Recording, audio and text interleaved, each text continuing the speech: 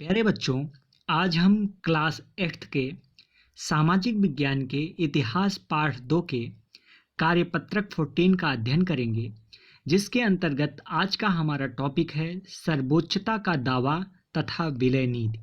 प्यारे बच्चों, आइए देखते हैं सर्वोच्चता की नीति। जैसा कि आप जानते हैं, 19वीं सदी की शुरुआत से ईस्ट इंडिया कंपनी अपने क्षेत्र के विस्तार की आक्रामक नीति पर चल रही थी। गवर्नर जनरल लॉर्ड हेस्टिंग ने सर्वोच्चता की एक नई नीति शुरू की। इस नीति के अनुसार ईस्ट इंडिया कंपनी का यह दावा था कि उसकी सत्ता सर्वोच्च है और इसलिए वह भारतीय राज्यों से भी ऊपर है। अपने हितों की रक्षा के लिए वह भारतीय रियासतों पर कब्जा करने या कब्जे की धमकी देने को अपना अधिकार मानती थी। यह सोच के बाद में भी अंग्रेजों की नीति में दिखाई देती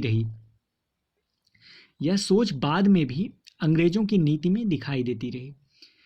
अंग्रेजों की इस नीति का पुरजोर विरोध हुआ जब अंग्रेजों ने दक्षिण भारत के कितूर, जो कि अब कर्नाटक राज्य में है, जैसे छोटे से राज्य को अपने कब्जे में लेने का प्रयास किया, तो कितूर की रानी चेन्नम्मा ने हथियार उठा लिए और अंग्रेजों के खिलाफ आंदोलन छेड़ दिया।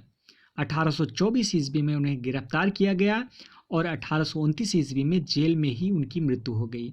रानी चेन्नम्मा के बाद दूर स्थित संगोली के एक गरीब चौकीदार रायन्ना ने यह प्रतिरोध जारी रखा।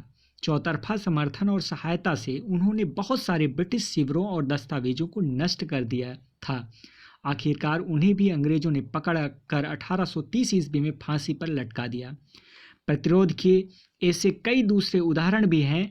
1830 ईस्वी के दशक के अंत में ईस्ट इंडिया कंपनी रूस के प्रभाव से बहुत डरी हुई थी।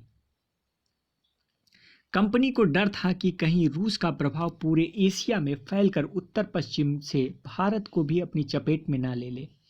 इसी डर के चलते अंग्रेज अब उत्तर पश्चिम भारत पर भी अपना नियंत्रण स्थापित करना चाहते थे।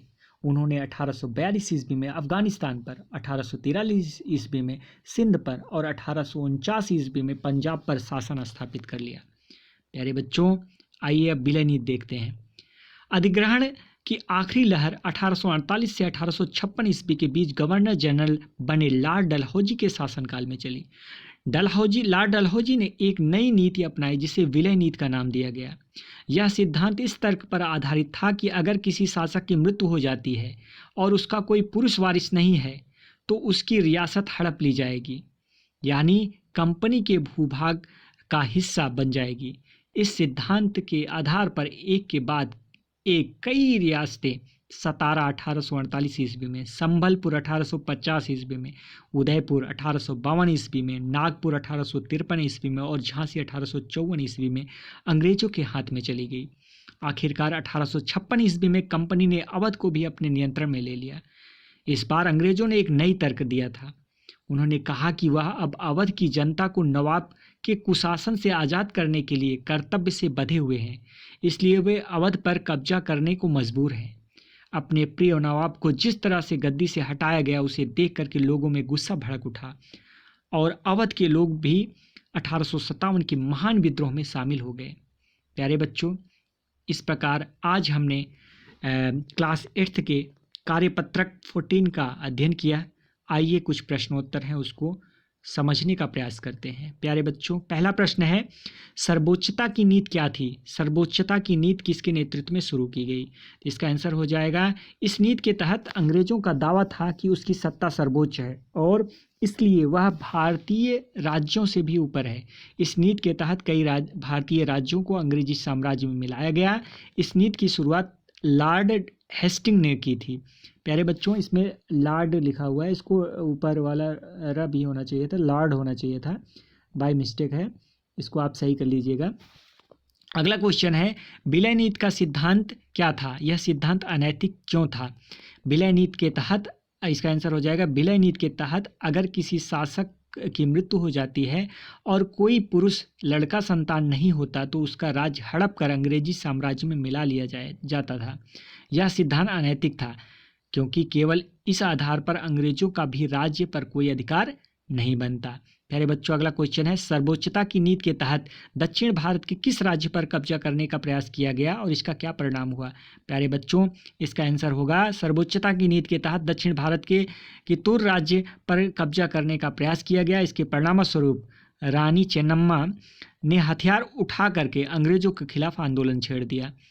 प्यारे बच्चों ये चेन्नम्मा है, उत्तरा जैसा आपको लग रहा होगा लेकिन ये चेन्नम्मा है, तो इसको आप समझ करके लिख लीजिएगा। प्यारे बच्चों अगला क्वेश्चन है, ईस्ट इंडिया कंपनी रूस के प्रभाव से क्यों डरी हुई थी। ईस्ट इंडिया कंपनी को डर था कि कहीं रूस पूरे एशिया के बाद उत्तर पश्चिम भारत पर कब्जा न कर ले। प्यारे बच्चों अगला क्वेश्चन है, यदि आप कित्तूर के एक नागरिक होते तो कंपनी का विरोध क्यों करते। प्यारे बच्चों यदि एक कित्तूर का नागरिक होता तो मैं भी अंग्रेज़ों का विरोध करता, क्योंकि अंग्रेज़ हमारे देश में रहकर हमारे ऊपर गलत ढंग से हुक्म नहीं चला सकते। प्यारे बच्चों अगला क्वेश्चन है, विलय नीति और सर्वोच्चता की नीति अंग्रेजों को किस सोच को दर्शाती है। तो इसका आंसर हो जाएगा, विलय नीति और सर्वोच्चता की नीति अंग्रेजों की आक्रामक साम्राज्य विस्तार और शोषणवादी सोच को दर्शाती है। प्यारे बच्चों इस प्रकार से हमने आज का कार्यपत्रक का अध्ययन किया। प्यारे बच्चों इस कोविड-19 जैसे महामारी जो कि चल रहा है इस समय, इससे बचने के लिए हमें 2 गज अथवा 6 फीट की शारीरिक दूरी का पालन करना चाहिए। यह कार्य सभी बच्चों को करना चाहिए। तो प्यारे बच्चों इस प्रकार आज हमने क्लास 8th के कार्यपत्रक 14 का अध्ययन किया। धन्यवाद।